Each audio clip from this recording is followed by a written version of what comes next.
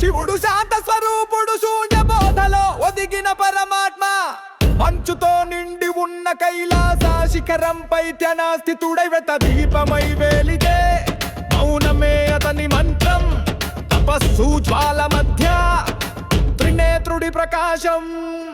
ఓం నమః శివాయ, ఓం నమః శివాయ. దహన భూమిలో అడుగుల ప్రతిధ్వని భూతగణాల నడుమ శివుడు చేసే నిశ్శబ్ద యాత్ర. చుట్టూ చిమ్మిన శోకపు మబ్బులు వికసించే ముఖంలో శాంతి. నంది వెంట పయనించగా గాలిపాడే శివుని రగలో. ఓం నమః శివాయ, ఓం నమః శివాయ.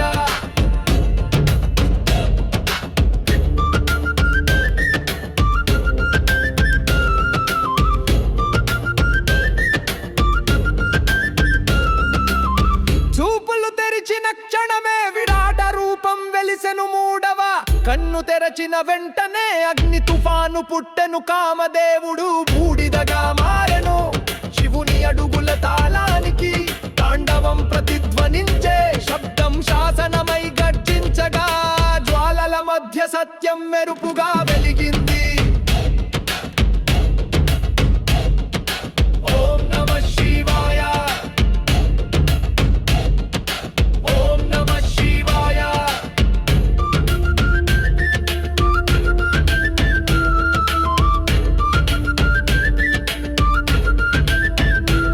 సకల మేళంలో గుహలో శివుని ధ్యానం, జటలలో చంద్రబింబ మెరిసే. హృదయంలో అనంతకాలం నిలిచింది విరాట రూపుడిగా నిలిచిన స్వామి. శూన్యంలో నుంచే జగత్తుని నడిపించేను. ఓం నమః శివాయ, ఓం నమః శివాయ.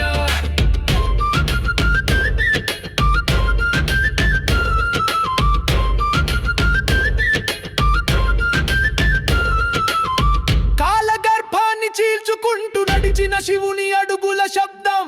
ప్రతి అడుగు అగ్ని, ప్రతి శ్వాస శక్తి. అదే క్షణంలో సతిని దర్శించెను కాలచక్రం. ఆగిన వేళ అతని చూపులో వేదనాదం పలికెను. ఓం నమః శివాయ,